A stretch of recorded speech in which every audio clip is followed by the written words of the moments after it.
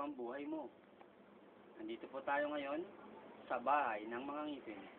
Sa ilong pa lang makikilala na natin ang potpot. Pinindot niya po. Ikaw nga dyan eh, mas Pinindot pango ka niya. pa nga, Ayan tanga-tanga na. mo pala. Ang ngipin niya. Oh, hawakan ng ngipin, baka malaglag. Hawakan mabuti. Gago lang yun. Tumitsura oh. Ano? Oh, ayan na oh. Ayan na.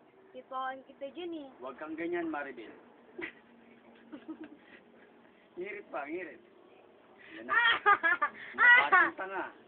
Yan po ang kadalasan nakikita natin sa babaeng ito dahil siya po ay nanggaling sa mental hospital at alalaya lang po. Nahawakan niya kanyang uso ng kabayo, oh, tinakpan. Baka matumbang sa oblis po. Ikaw nga, sayang.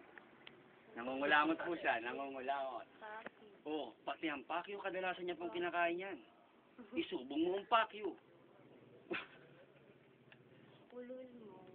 Ulul mo, paki.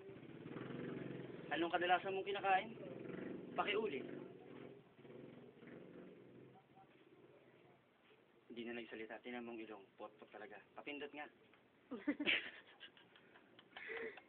Tinakpan niya po ang bunganga niyang malangsa.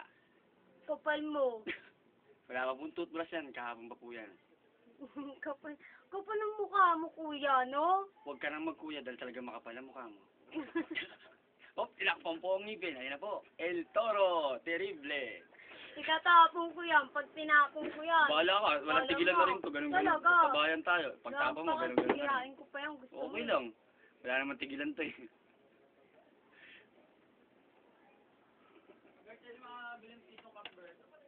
Wala kami mga basos oh. Sabihin mo na. Ang ilong, masdan niyo po ang ilong. Mapanlahit to, di ba? Pag side view. Kahit i-side view mo pa yan, talagang pot-pot eh. Tayo nga, kuya, mas ano eh. Pag naka-side view, doorbell. Ding dong.